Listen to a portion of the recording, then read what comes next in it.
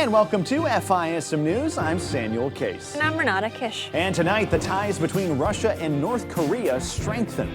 Meanwhile, Israel prepares for war with Hezbollah. And Louisiana requires the 10 Commandments in school.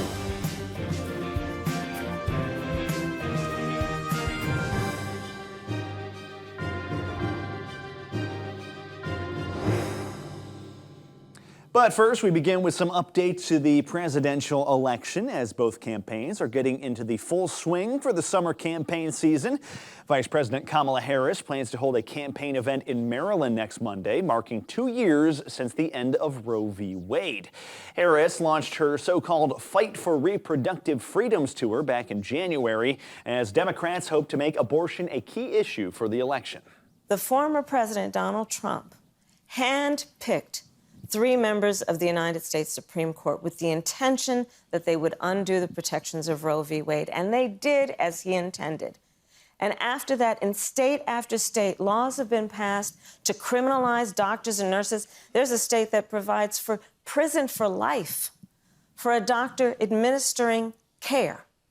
That was Harris on Jimmy Kimmel's show earlier this month. Meanwhile, Donald Trump is also drumming up excitement with the help of his political allies. Increasingly, he's been sending out North Dakota Governor Doug Burgum, who, according to Axios, Trump has sent to at least 10 different states to campaign, oftentimes swing states and ones with more Democratic leanings. If you've got friends that like inflation, regulation, crime, wars, sham political trials, and open borders, if you want more of that, you can get 4 more years with Joe Biden.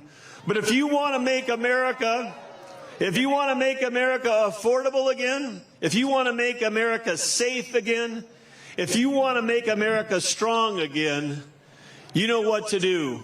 You can get this country turned around and turned around fast. Let's send President Trump back to the White House and make America great again. Many are now speculating that Burgum is a lead contender for Trump's VP, which Trump plans to announce next month. Meanwhile, yesterday, Congressman Barry Loudermilk sent requests to 15 federal agencies for all documents that were previously turned over to the January 6th committee. Loudermilk, chairman of the House Administration Committee Subcommittee on Oversight, alleged that the Democrat-led January 6th committee failed to hand over most of the files after the GOP took over in 2022. A statement from the House Oversight Subcommittee reads, quote, "Only a fraction of these records were properly archived and handed over to House Republicans in 2023. Therefore, Congressman Loudermilk has no choice but to redo the work of the Select Committee."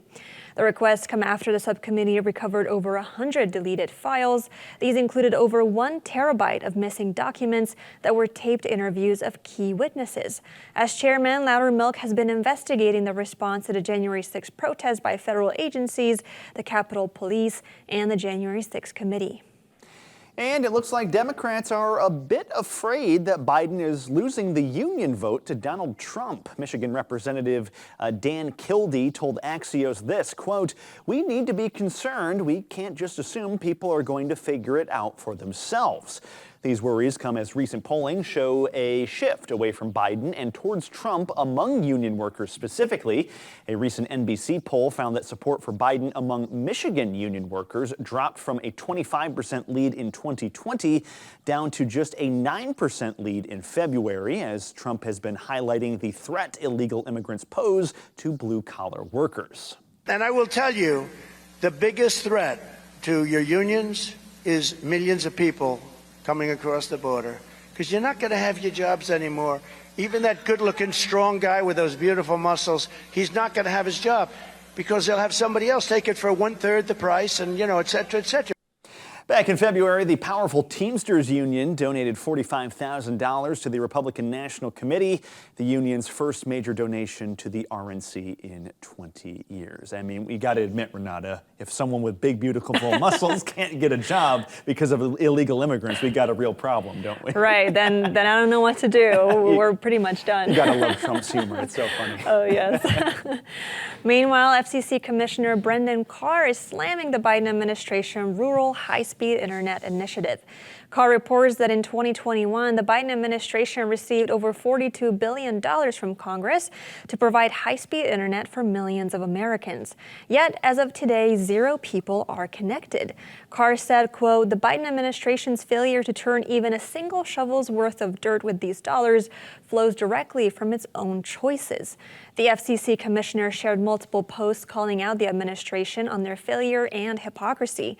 One of them said, quote, "The administration chose to pursue DEI goals and climate change priorities and to add layers of Byzantine process that senators warned would delay internet builds."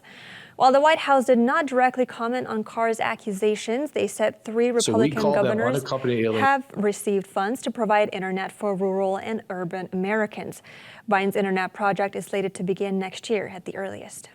And turning our attention now to the southern border, where apparently hundreds of thousands of children have crossed the border, according to one former border official this week. His name is former Deputy Patrol Agent in Charge J.J. Carroll. He worked at the southern border for 24 years, and he's now working on a documentary exposing sex trafficking at the southern border. Here he is sharing some of those details with the Post Millennial. So we call them unaccompanied alien children, UACs. They cross the border as young as infants. Their brothers and sisters carry them, and or up to 17 years old. Under Joe Biden, over 600,000 of these children have been brought into the United States. There are over 400 detention facilities across America. There's an infrastructure to transport these children. 500 to 600 unaccompanied alien children cross the border every single day. Last year was almost 140,000 of them. Carroll says their fate is basically unknown once they're out of the government's hands, creating a system ripe for abuse and exploitation. Very tragic. And before a break here, the Senate passed a nuclear power plant construction plan with an overwhelming majority. The ADVANCE Act will develop and provide advanced nuclear fuel for the U.S. and some of its allies. It will also restrict the possession or ownership of enriched uranium from Russia and China, among other provisions. It will also require the Nuclear Regulatory Commission to create a process that would expedite the licensing process. Republican Senator Shelley Moore Capito, who sponsored the bill, said that this bipartisan piece of legislation will encourage more innovation and invest in nuclear technologies right here on our shores. She added that she was excited to mark a significant achievement for clean, reliable nuclear power. President Biden is also expected to sign the bill. And we'll get into international news when we come back after this break. There are moments in life that define us. Choices determine the courses we take. Choices that create life, or those that save a life. And some make life worthwhile.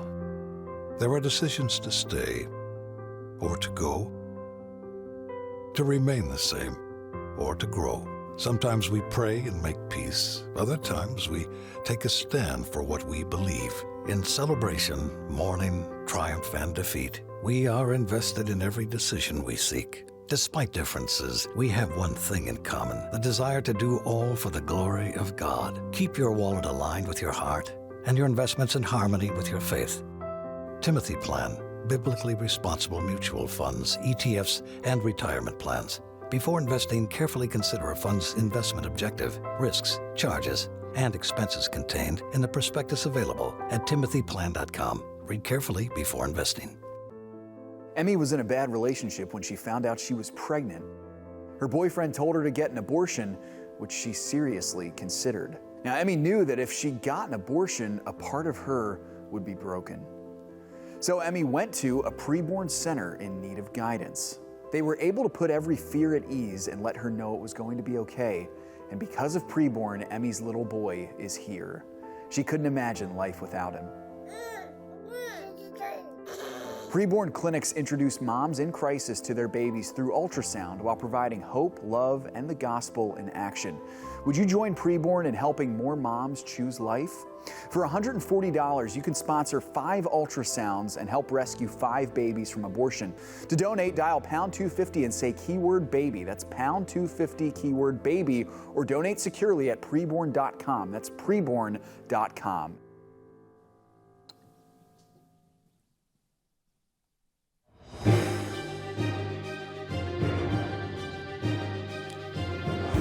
And welcome back to FISM News. I'm Samuel Case. Let's shift gears now away from politics to some international news, where an American soldier arrested in Russia earlier this year will now spend 4 years in a penal colony. His name is U.S. Army Staff Sergeant Gordon Black. He says he is, in fact, partially guilty of stealing a little more than $100 from his Russian girlfriend, but at the same time, he says he did not assault her, though Russian authorities did convict him yesterday on both those accounts. That soldier was in Russia last month without permission from the Department of Defense. He met his girlfriend in South Korea back in 2022. At that time, they were involved in a separate domestic dispute. The Russian government says this case is not related to politics or espionage in any way, although it does come at a time when Russia continues to hold Americans Evan Gershkovich, he's the reporter for the Wall Street Journal, and former Marine Paul Whelan on what the White House calls baseless charges. And speaking of Russia, its president recently signed a landmark agreement with North Korea. For details on this partnership, here's FISM's Ian Patrick. Russian President Vladimir Putin finished his visit with North Korea's Kim Jong-un on Wednesday. The two were seen doing some friendly activities together, like driving a Russian-made limousine and playing with dogs. But the visit also ended with a signed agreement between the two countries, which has many Western nations a bit worried. This agreement was described by Kim Jong-un as a comprehensive strategic partnership during a rare press conference. Our two countries' relations have been elevated to the new higher level of an alliance, laying the legal groundwork for the grand ideas of leadership of the two countries and longing of our people to build a strong country while firmly protecting the peace and security in the region and the world in line with the common interest of the Democratic People's Republic of Korea and the Russian Federation. The agreement itself is somewhat vague as far as what is included. We do know that the pact requires each nation to use all their available resources to provide immediate military assistance to the other in the instance of war or defending the nation. At the beginning of their meeting, Putin expressed appreciation to the North Korean government for its unwavering support of its world policy, especially during its war against Ukraine. We highly appreciate your consistent and unwavering support for Russian policy, including the Ukrainian strand. I'm referring to our fight against the hegemonic policy imposed for decades, the imperialist policy of the United States and its satellites against the Russian Federation. Other than that, the terms of the pact are disputed by the leaders themselves. Kim Jong-un claims the agreement amounts to an alliance between Russia and North Korea. Putin, however, was hesitant to officially label it as an alliance.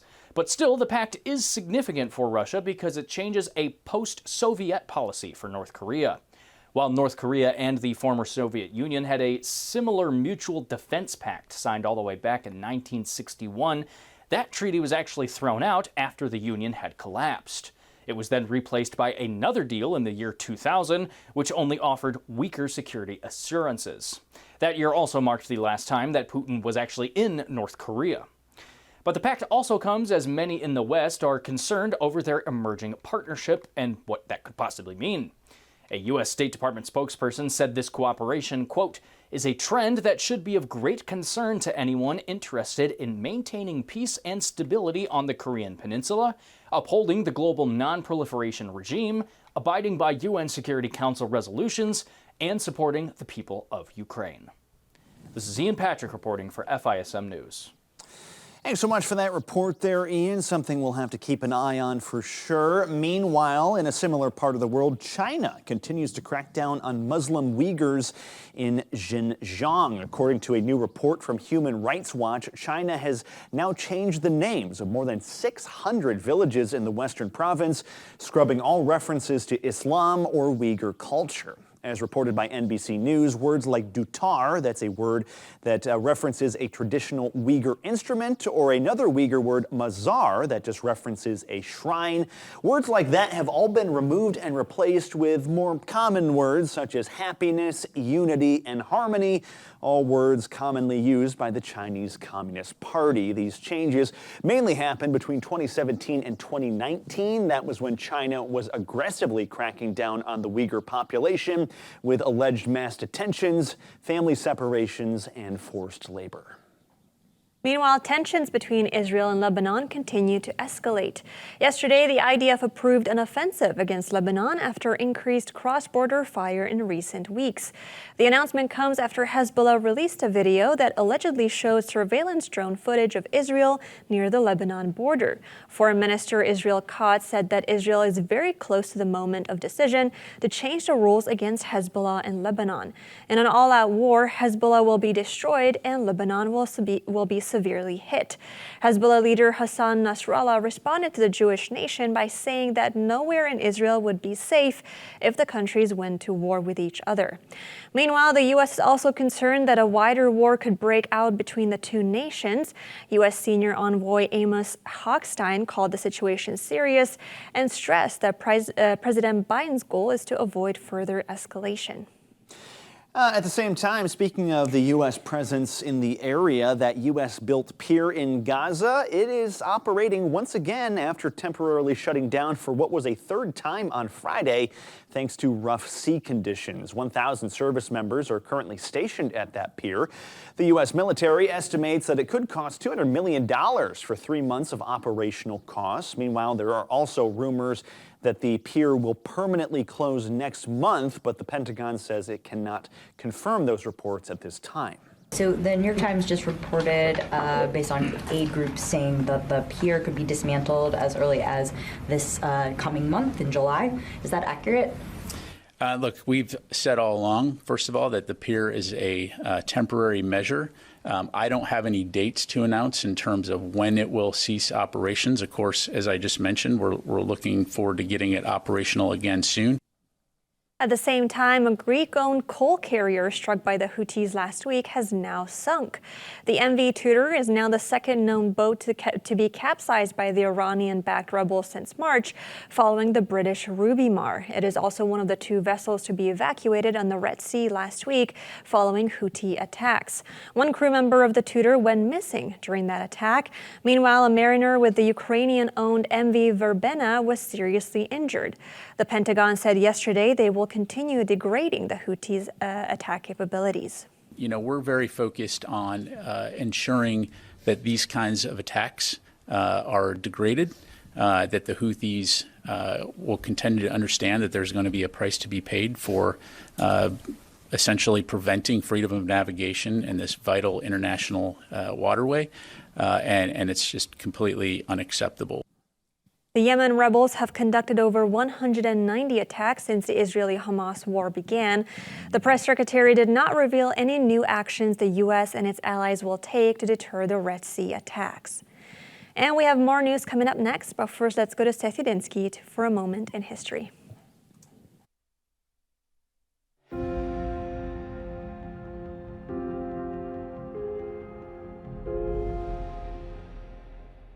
Welcome back to A Moment in History. I'm Seth Udinsky. Church historians tend to split the 2,000 years of Christian history into 3 categories: ancient, medieval, and modern. Now, for many Protestants, we tend to celebrate heroes of the ancient church, such as the apostles, or Augustine, or Athanasius. And then we also jump to the modern heroes, such as John Bunyan, or Charles Spurgeon, or C.S. Lewis. But we often erroneously skip over the medieval church, which, to be fair, was a dark period of church history that the light of the gospel thankfully broke back through with the Reformation of the 16th century. But still, there were some titans in the medieval church as well, and one of them was a 13th century Italian Dominican friar who would be remembered as the preeminent Christian thinker of the Dark Ages, St. Thomas Aquinas. Born in a castle to a noble family in the Italian medieval states in 1225, Aquinas rejected his aristocracy in his youth and developed a keen interest in the things of God. He lived in an Italian abbey as a boy, and as a very young man he entered the Dominican monastery in Naples in 1244, which began a lifetime of theological study and philosophy. Now, in a time period that is sometimes unfairly heavily remembered for a lack of critical thinkers, Thomas Aquinas was a giant. He was a devout Christian, heavily immersed in medieval Catholic thought, but he was also a lover of the classics. And he was perhaps most heavily influenced by the teachings of the Greek philosopher Aristotle. And in a brilliant way, Thomas was able to find connections with Aristotelian philosophy to explain Christian theology. Now, at its best, Thomas's philosophy, which came to be known as Thomism after Thomas, seeks to explain the existence of God through reason and common sense. So, for example, the fact that the universe exists in the first place in an orderly way where our bodies function well and the tides move back and forth and the heavenly bodies travel properly in their orbit would not be possible without the divine creation from a God who is all-powerful to sustain, all-knowing to uphold it, and all-good to keep it for his good pleasure. Now, in an age where, again, historians tend to believe that Christians were basically barbarians and just hyper-focused on bloodshed and distracted with papal squabbles and fairies and witches, Thomas's deep thinking really shatters this notion. Now, of course, Thomas is also rather a controversial figure. He propagated one of the most confusing doctrines of medieval Catholicism, and that's, of course, the doctrine of transubstantiation, where it is believed that the body and blood of Jesus Christ miraculously appears in the elements of the Lord's Supper. It was this doctrine, among others, of course, that Luther and the Reformers would do battle against during the 16th century Protestant Reformation. Now, despite all of this, Thomas remains a monumental figure in Christian history and would take the cake as the Church's most important medieval theologian. He died in the year 1274 AD, remembered as Dr. Angelicus, and was elevated for sainthood in the Catholic Church less than 50 years after his death. Thanks so much for joining me once again for a moment in history.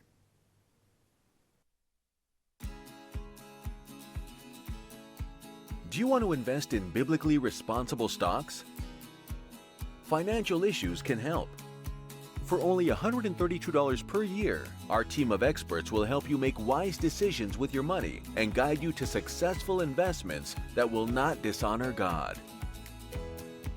You'll also have access to our Portfolio Tracker tool, which will help you keep an eye on your asset allocations, and our Buys and Sells page, which will give you valuable information about biblically responsible stocks.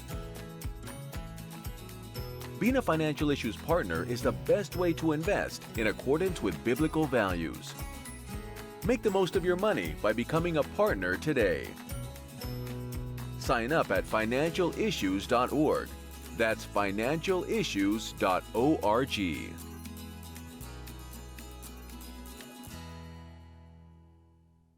Hi, I'm Aisha. At first, I was debating whether or not I was really pregnant and took a test. While I was waiting, they talked to me about different pregnancy choices and different options and information that helped me be more educated. To confirm, I got an ultrasound of the pregnancy test, and it was for sure positive, and I got to hear and see my baby for the first time. Hearing the heartbeat made me cry, and it was certain that I was going to keep my baby forever.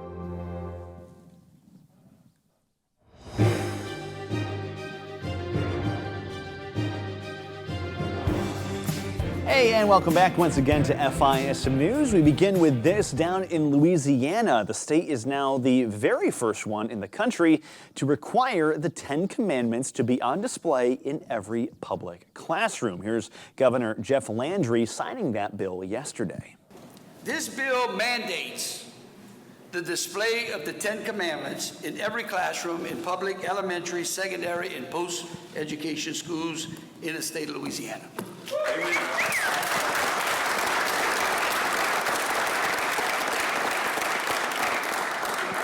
Because if you want to respect the rule of law, you got to start from the original lawgiver, which was Moses. That's right. Amen. The law applies to all public classrooms, all the way from kindergarten all the way up to state-funded universities. The ACLU and other groups are promising to sue, however, saying it violates the separation of church and state. In 1980, the Supreme Court struck down a similar law in Kentucky. So we'll have to see if it goes up to the court again. We do have a more conservative-leaning court, so maybe they'll change their mind. We'll have to see. Yeah, we'll have to see. All right, well, meanwhile, the Washington State Health Department is pushing teens to get healthcare-related procedures without parental consent. The health department features a new webpage on its website called Teen Health Hub. The resources list healthcare interventions that don't require parental consent under Washington law.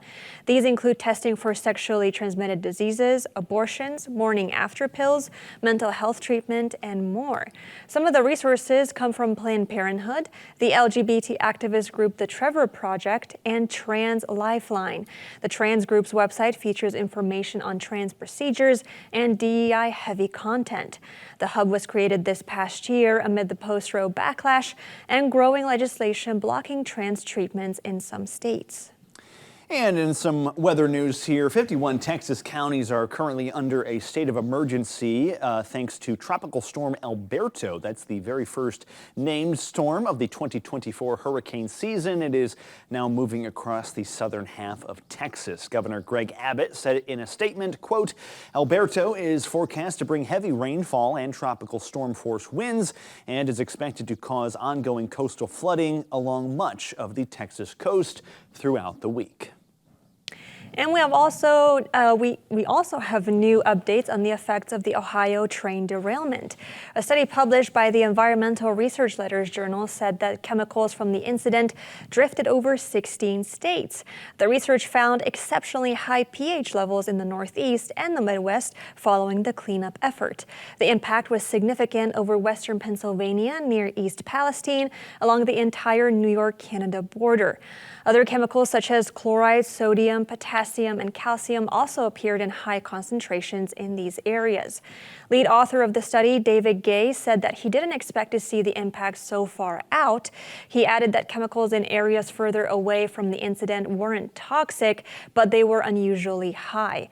Residents in close-by areas reported nausea, headaches, and rashes. And I'm sure we'll be seeing some fallout from that for some time. Finally, we end with this rather odd story. Climate activists gave Stonehenge a temporary makeover yesterday in advance of the massive gathering for the summer solstice. Two members of the group known as Just Stop Oil, they vandalized 3 stones of the ancient monument with powder paint before bystanders wrestled the cans away, something you probably can see on screen right there. The organization is demanding the British government to phase out fossil fuels by the year 2030. Police arrested those activists, and officials do say the powder paint has been completely removed. Thousands gathered at the stones today for the annual celebration of the summer solstice, also known as the first day of summer, and is of course the longest day of the year in the northern hemisphere. And you know, I've been saying this off screen for some time. I just want to see these people get arrested. They continually vandalize these monuments in Europe, and it seems like nothing happens. So I'm actually happy to see that finally we get an arrest out of this. It just needs to happen. Right. They were let go pretty quickly, but at least they got a little something. It's not like the King's painting a couple weeks ago where they vandalized that and nothing happened. So, you know, we get something. Right.